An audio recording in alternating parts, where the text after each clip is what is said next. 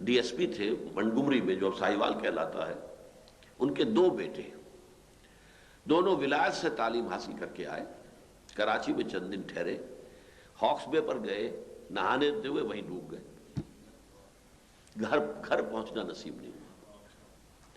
تعلیم کہاں سے حاصل کر کے آ رہے ہیں؟ 7 سمندر پار سے تعلیم حاصل، کتنے سال لگائے ہوں گے، کتنے پیسے خرچ کیے ہوں گے، کتنی محنت کی ہوگی، ایک غیر ملک میں جا کر رہنا، اس کی ساری مشقتیں برداشت کی ہیں، واپس آئے ہیں تو ابھی منٹگمری نہیں پہنچے، کراچی ہی میں صرف سیر کے لیے ٹھہر گئے ہیں اور ہاکس بے پر گئے اور ڈوب گئے۔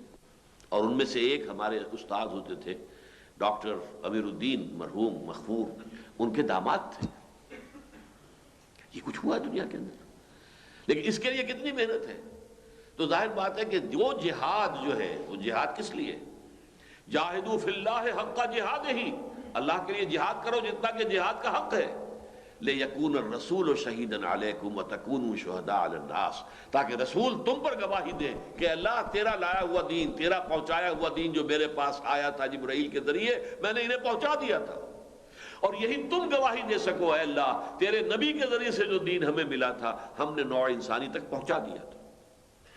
لیکن اگر نہیں پہنچاؤ گے تو مجرم قرار پاؤ گے اللہ کی نگاہ میں۔ خدا نہ خواستہ بالفرض محال اگر حضور دین نہ پہنچاتے، کیوں میں گالیاں سنوں، کیوں میں وہ کام کروں جس سے مجھے لوگ پاگل کہیں، مجنون کہیں، شاعر کہیں، ساحر کہیں، کاذب کہیں؟ یہ تھا کہ نہیں؟ گھر میں بیٹھ جاتے حضور معاذ اللہ ثم معاذ اللہ ثم معاذ اللہ، تو بتائیے کیا معاملہ ہوتا اللہ کی نگاہ میں؟ سب سے بڑے مجرم وہ ہوتے۔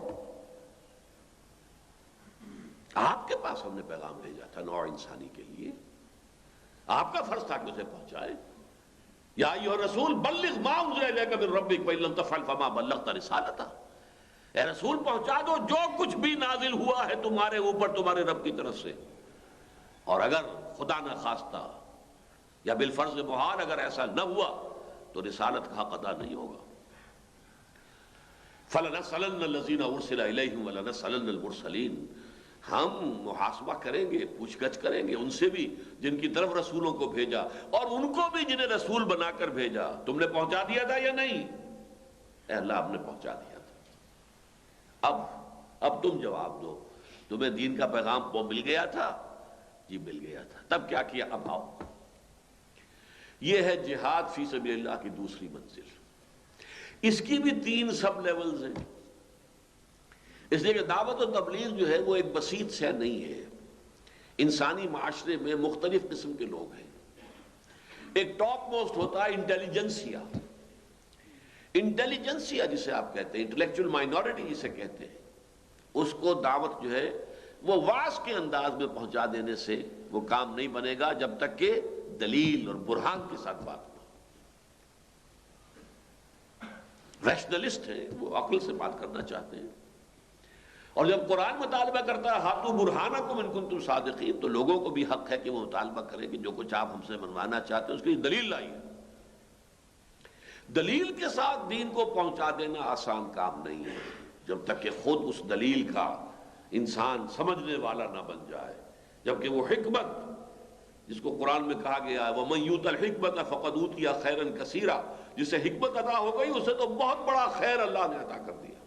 جب تک خود حکمت حاصل نہیں ہوگی تو حکمت کے ذریعے سے دعوت کیسے دے گا؟